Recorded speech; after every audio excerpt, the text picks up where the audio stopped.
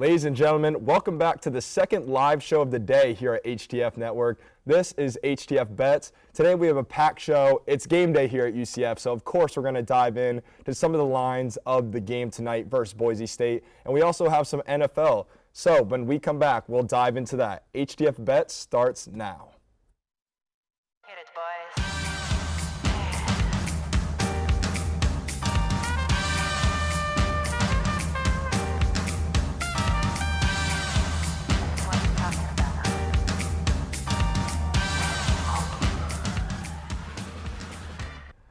Welcome back to HTF Bets. As always, I am one of your co-hosts, Tyler Caron. Joining me today is another co-host, Riley Sheppard, and the lovely guest, Hannah Jo Groves. Hannah, we'll start with you. How are you doing today? I'm doing great. I'm super excited to be on you guys' first show. The first live show back in studio since COVID, but we are back and we're super excited about that. Riley, how you doing, my man? I'm doing fantastic. It's game day.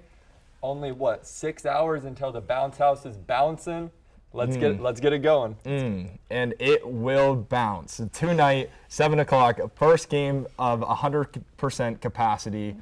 Night Nation's going to be out there. It's going to be great. We're going to get into a little bit of that later. But to kick it off, some really big news in the NFL this week, the J.K. Dobbins injury. Now, with this being fantasy draft week coming up, this is a really crucial thing when it comes to your fantasy draft and the value of, J.K. Dobbins was going top 3 rounds in a lot of drafts. And now you have some guys that step up. Lamar plays into this. Hannah Jo, what do you think about the J.K. Dobbins injury and how it affects the rest of the Ravens? Yeah, well, it's understandable that he would have great value in fantasy. He was averaging something like 6 yards per carry. He was definitely leading the league for running backs. So I get it, and I like him. He's got a lot of heart. He has a great relationship with his coach, John Harbaugh, and it's sad to see him go after such a good rookie season. But I don't think that they have too much to worry about. They still have a great running back in Gus Edwards. Riley, what are your thoughts about that? No, I 100% agree. If you took J.K. Dobbins in your fantasy draft, I am so sorry. Because I know you took him in a high round because for good reason. He was going to be a breakout star this season. But the Ravens don't have much to worry about. Gus Edwards, he's a pretty good complimentary back. There. And they're going to pound it on the ground. They're going to be one of the top rushing teams in the league. But John Harbaugh, please save Lamar's legs. True. If you burn him out too quick, you're going to waste a once-in-a-generation type talent. He led your team in rushing last year with over 1,000 yards. Don't do that again, please, for your franchise's sake. But Gus Edwards he's gonna be a great pick if you take him in your fantasy draft, which I think he could fall to some pretty late rounds. Yeah, well, I mean, his average draft position right now is at 77. So in a 10-man league, that's where you're looking at your 7th round. Could go a little bit before or could definitely slide into the 8th round. I think at that value, you're getting a pretty good pick. Absolutely. He's at 5 yards per carry last season. He was tied in 9th amongst running backs in the NFL.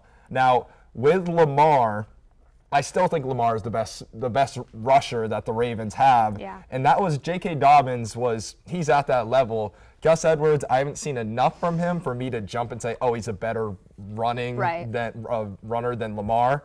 Lamar, you're a quarterback. I'm not saying you're a running back, but you got some wheels on you. Yeah. And then, the offensive line, they have a solid offensive line. It's nothing to brag about. It's nothing. It's not the Giants that have no offensive line. So I think the rushing attack is going to be pretty good. The interesting thing and how it may affect fantasy for me is if you're looking for someone in the late rounds to draft that is a free agent and not even on a roster, that's Todd Gurley.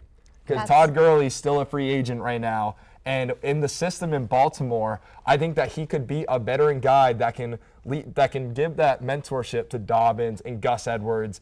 And whether he gets on the field or not, he could be that last man on your roster. Right. Keep him for a couple of weeks. If Gus Edwards is doing well, then maybe that's where you look to pick someone else up. But I think that Todd Gurley is a good piece to pick up. I have a question for you. If you're taking a quarterback, where do you take Lamar in your fantasy draft?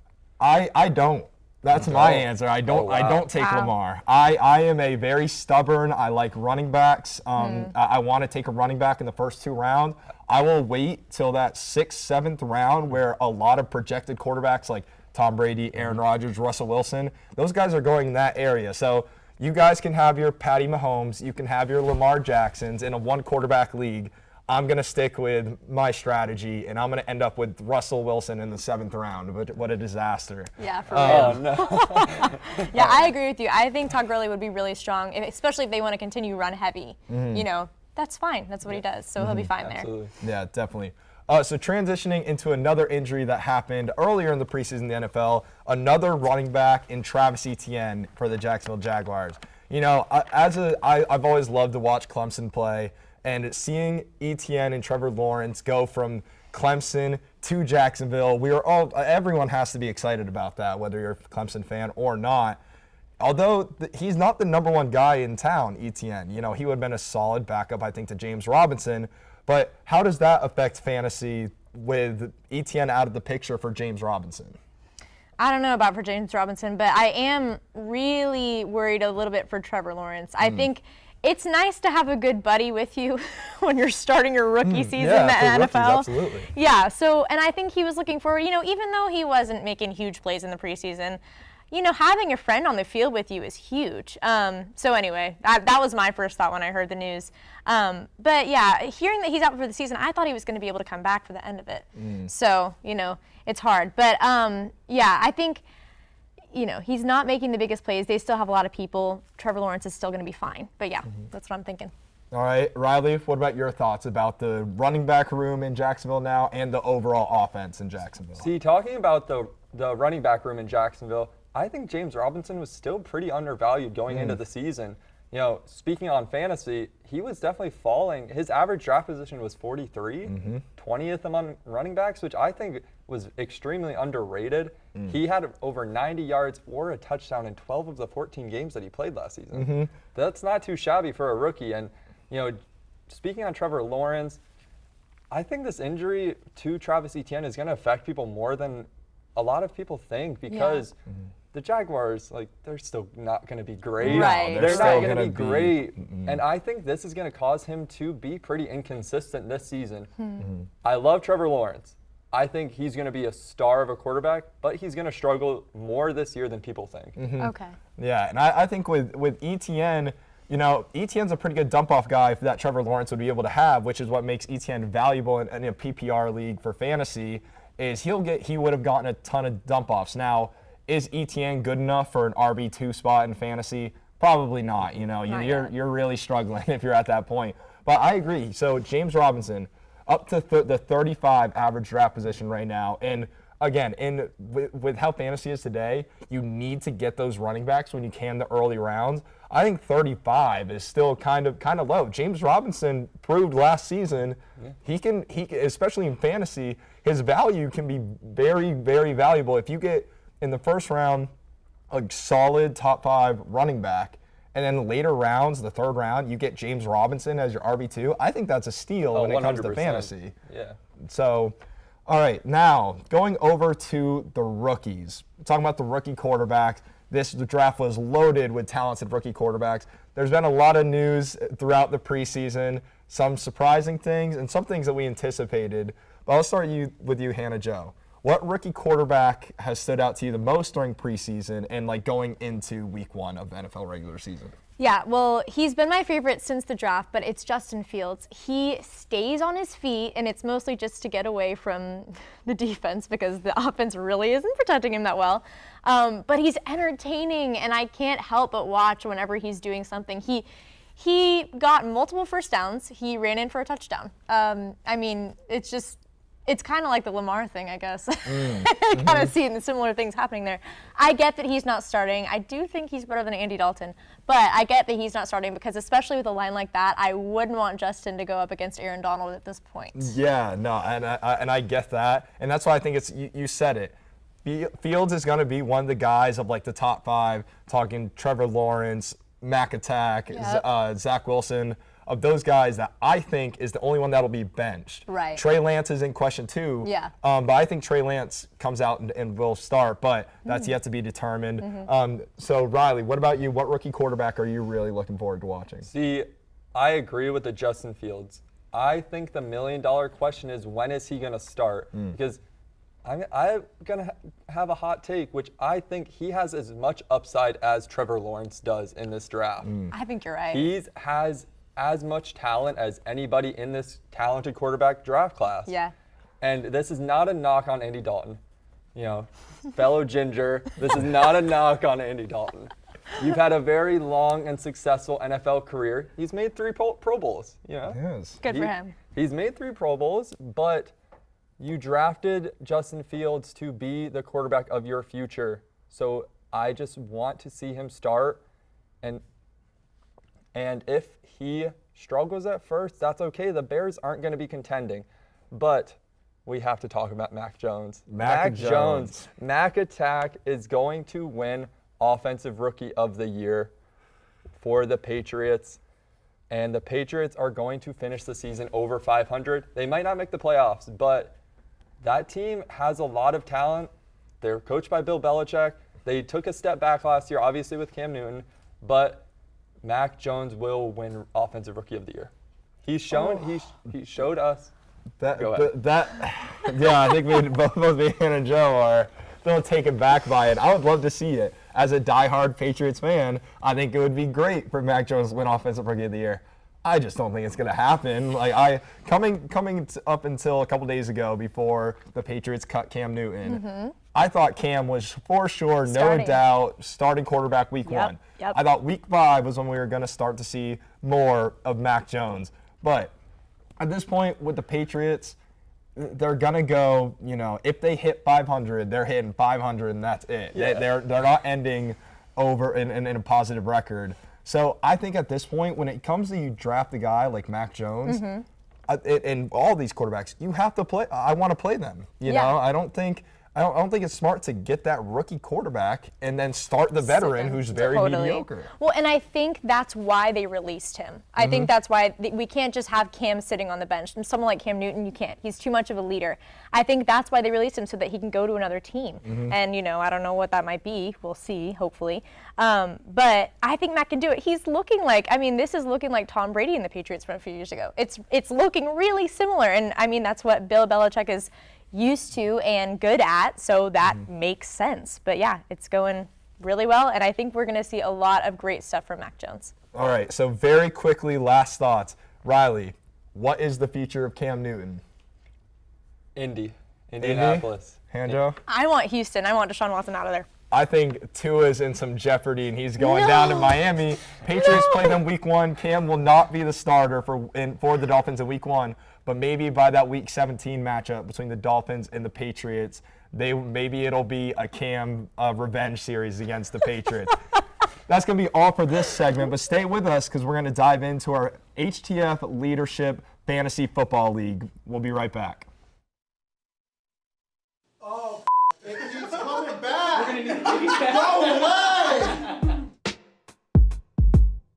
Welcome to the HTF Hot Wings Challenge. What do you guys actually do hot sauce like regularly? No. No. It's like the least black thing I do. Oh, wow, okay. I say Johnny goes first on this one. I agree.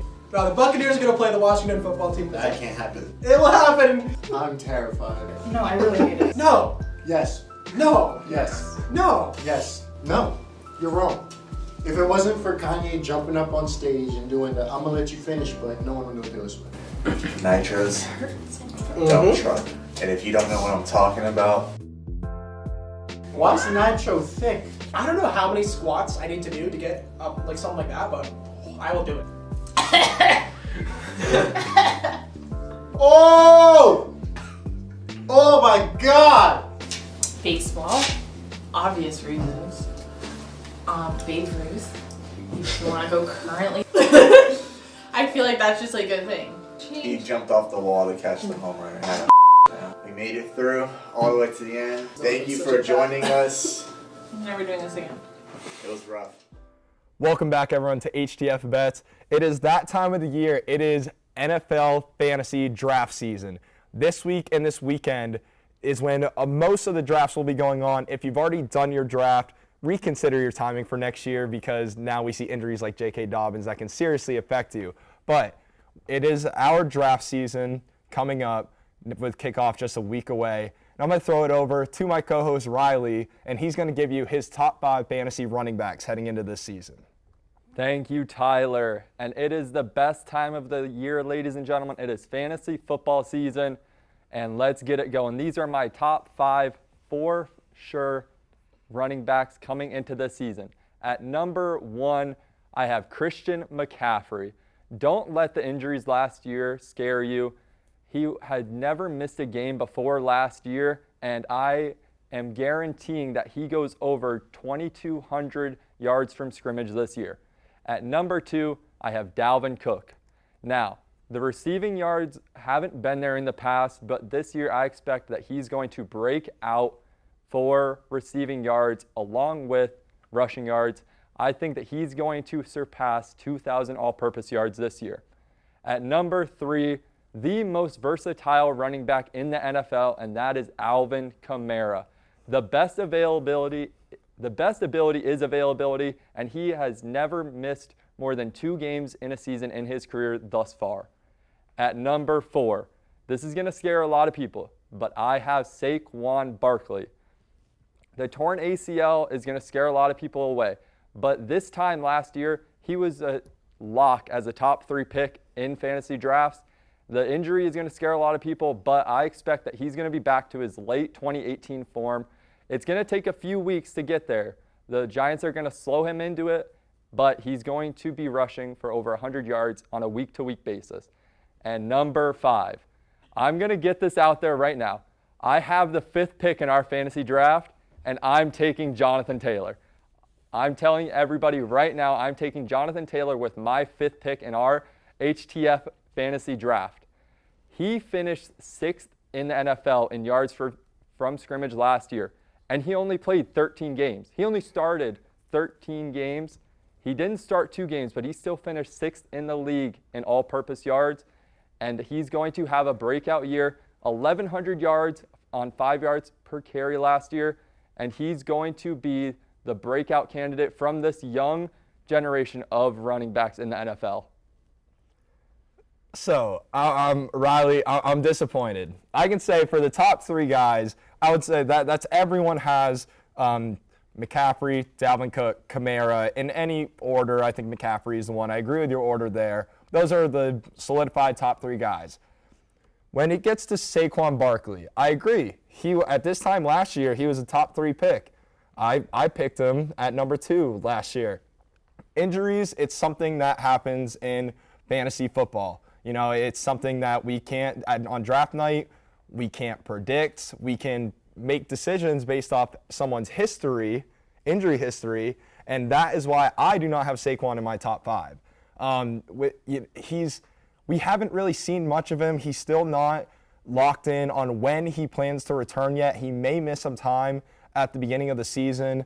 Saquon, when healthy, is a beast, but the biggest beast he will be battling is his own offensive line. If he can't get through the gaps, then there's only so much that he can do. Now, with that 5th pick, Caleb Burge, who has the 6th pick in the fantasy draft, and is going to end up with Derrick Henry, because you are going to take Jonathan Taylor, who might be a top 15 running back in fantasy this season, maybe, and you're going to take him at 5.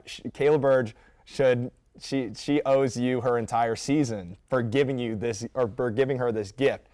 And again, you're leaving Derrick Henry off of the top 5 fantasy running backs for this season. So what is it about Derrick Henry that you're not feeling that he deserves a top 5 spot instead of the young and kind of unproven Jonathan Taylor? See, Derrick, I am not a Derrick Henry hater. Let me say that right now. I think that man is a superhuman, and he's proven that in the NFL so far. But you know better than I do that NFL running backs don't last. Their lifespan is 3-4 years in their prime, and Derrick Henry is 27 now. And by 29, 30, a lot of NFL running backs that have been in the league since they're 20, 21 years old are usually out of the league or they're declining. I still think he's going to be a top 10 running back in the NFL as far as fantasy points goes, but if I'm taking a top 5 pick, I'm not taking Derrick Henry this year. And again, that is why Kayla, who is picking at number 6, owes you her season. We're going to go in and show you guys the draft order for our HTFN fantasy football league, which will contain all of the hosts from the shows throughout the week, as well as our executive producers. So at number one pick, I think this is a little fishy anyways, Alex Funderburk, host of the main show with his name of Bye Week. Next, you have Full Senders of Austin Walker here. And then third, Johnny Jackson with Olivia Rodrigo Blankenship for his fantasy name. Interesting choice. There you have our executive producer, an associate producer, and the main show host, all picking in the top 3. I'm watching you guys, not to say that there was anything going on there, but who could be sure. At 4, we got Okelo with Okelo's Oilers. He will be joining us next week on HTF Bets. We're looking forward to having Okelo back. 5, we've talked about Riley Sheppard's Sheepdogs, where he will be taking Jonathan Taylor. Kayla Burge hosts the Girls on Deck for Lottie Fins Up, who most likely will be taking Derrick Henry. But continuing on, Taylor Anderson from Nighttime. Kyle DeWitt also from Nighttime. Myself picking 9. Not something that I was looking forward to, but I'll manage with it. Then last, we have Ross Bernstein, a great guest analyst for all of the shows with his name of Flex on the Plebeians. We'll clear that up later. Riley, heading into this season, what is like some of your biggest strategies when it comes to the draft? Well, I agree that I am taking 2 running backs right off the bat. I know that there are going to be some people that take, the Patty Mahomes, the Josh Allens, the Lamar Jacksons, like you said, early, 3rd, 4th round. But I'm loading up on running backs, and that's going to be my biggest strategy. Don't jump the gun on quarterbacks because, like you said, you can get a steal of a Russell Wilson, a Tom Brady later in the draft. And we all know running backs are king in fantasy. So, Yeah. Absolutely, and in PPRs too, running backs who can catch the ball. That's the other big thing, which, again, why you're so high on Jonathan Taylor. He showed ability to last season, but he is a ground and pound kind of rusher, I think. But yeah, I agree with that. I mentioned it earlier. You have to take running backs early on. With my 9th pick, that's where I'm starting to look at, okay, if a Devontae Adams is there, then I might have to take that wide receiver or end up with Aaron Jones and hope Adams is still there. Austin Eckler, guys like that will be there. I'm not crazy about my 9th pick. Talked about taking the quarterback late. So that's going to wrap up our segment on fantasy football. We'll be bringing you updates every week here at HTF Bets live every Thursday. So make sure you check back in future weeks to learn more about fantasy football. We're not quite done yet for the show. It's game day. We have UCF football kicking off tonight at 7 o'clock against Boise State here in the Bounce House. When we come back, we'll dive into some of the game lines for that. Here's the story of a show creator who was gearing up to form a bigger crew. One's a California guy, A god of graphics. One hosted Girls on Deck. It's a story of a 4-year nightmare, which is finally coming to an end. Thank God. And the new kid, a Packers lover. Tampa forever. So then one day all these people work together to face a year unlike one that's ever been. And his group rebranded in Orlando. That's the way we all became HTFN. HTFN. HTFN. That's the way we became HTFN. That's blasphemy! Welcome back to HTF Bets. It's that time of the year. It is college football kickoff here at the University of Central Florida. There's been a lot of buzz the last couple of years around UCF, and I feel even more being on campus this morning after last year it was tough. So you had to win a lottery to get into the game. You know, it was tough as a student to get to experience that game day. Now we are fully back. There will be tailgaters. There will be fans in the stands. So let's dive into some of the game lines tonight versus Boise. I'm just going to start with the spread. Spread comes in according to DraftKings.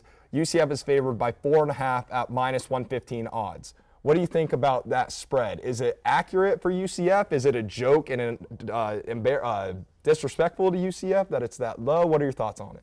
Oh, I think it's a fair spread. Boise State has proven to be arguably the most dominant group of 5 school for the past decade in the Mountain West, along with us in Cincinnati. Thank you. I needed that Along mention. with us in Cincinnati. And for the past decade, we've been the 3 that have been the most dominant in the group of 5. And so I think this is going to be, it's not going to be a close game. We'll get into our predictions a little bit later. But UCF is definitely going to come out with the win. And I think it's going to be a fun game. Like you said, it's our first time being in the Bounce House in 2 years, and it's going to be bouncing, like we said. Yeah, I think with the spread, I think it's at a good spot. I think we're in a similar situation, kind of. I think now Georgia Tech, a Power 5 school, that's what we kicked off against last year at Georgia Tech, and that spread was listed at 7.5 come kickoff. And I feel a very similar thing where we ended up blowing Georgia Tech out in that game. It was 49-21, I believe. I see something very similar happening here tonight. I would take that spread at 4.5. Moving on, the over-under. Now, this UCF and the American Conference as a whole is known for their outrageous over-unders because we like to score the ball, and defense like to let teams score the ball. It makes the games more exciting. Over-under, according to DraftKings, set at 68 points. What are your thoughts about the over-under? It is a very high over-under, but it's fair. Like you said, that we do like to score the ball a lot. I mean, we've seen some of our games are 51-48, 51-42. So I think we're going to surpass that, but just by a little bit. So I would take the over there. Yeah, I think, it's always tough. Usually with UCF, they have such a high over-under from the start that you kind of you want to bet the over, and it's going to be right there. But I think definitely UCF averaged 42 points per game last season, and they, on average, gave up 33. For Boise, they averaged 34, so pretty similar numbers to UCF as far as what they give up, and then 27 points per game. Boise State, I think, will at least score 28 points, I'm going to say. UCF, the lowest they gave up was 21 last season. And they had a lot of defensive issues last year, and some of the younger guys who replaced the older guys have gotten an off-season of experience in training camp. However, I'm going to take the over. I don't trust UCF's defense, and I really trust their offense. So I think there's just too much firepower, even though it's a very high line. I'm moving to some player props now. Dylan Gabriel averaged over 350 yards per game last season. Just an outrageous stat line there. DraftKings did not have the lines for the game for the player prop, so we kind of made our own here at HTF. We're going to set Dylan Gabriel over-under at 325 passing yards. What are your thoughts about that? Like you said, he averaged 350 yards through the air last year, and new coach, new offensive coordinator, whole new system. That's not going to stop Dylan Gabriel. He's going to surpass 325 yards. I'm going to say he's going to hit 340. 340. I say that's a good number. I also am going to go with the over. I think he's going to have a 70-yard pass to Jalen Robinson, which is going to boost Jalen Robinson's numbers up. Getting kind of close on time, so I want to introduce you to the new segment here on HTF Bets. Every week, myself, some of the co-hosts, if they so choose to challenge, are going to do a surefire bet of the week. This is where we have any sports, we can do anything. We'll choose one line, one over-under, one player prop that you have to bet. No doubt, it's an automatic winner. Throughout the season, we'll be keeping track, and by the end of the semester, we will let you know who is the most trusted HTF Bets host or analyst. So my surefire bet of the week is going to be Army Moneyline. They're at plus 105 against Georgia State this week. So I will lock that in. That is my official vote for this week. Alex Funderburk will be proud of me for picking his team. Riley, do you have a surefire bet of the week this week? I know there are no props yet, but Dylan Gabriel is going to surpass 325, and he's going to throw for over 3 touchdowns. And I know this isn't, a technical bet, but Dylan Gabriel is going to solidify himself as a Heisman finalist, and this game is going to prove that. Wow. Okay. Well, I'll still for the surefire bet. I'll go with the 325. I'll put you on record for that for the books. So that's all the time that we have today. We talked a lot NFL, college football. It's game day. Go Knights. They're going to beat Boise State. We gave our predictions on that. Join us next week where we'll be live once again on HTF Bets, and we will have our third co-host, Okayla Pena, in studio for the first time this year. We will see you guys next week.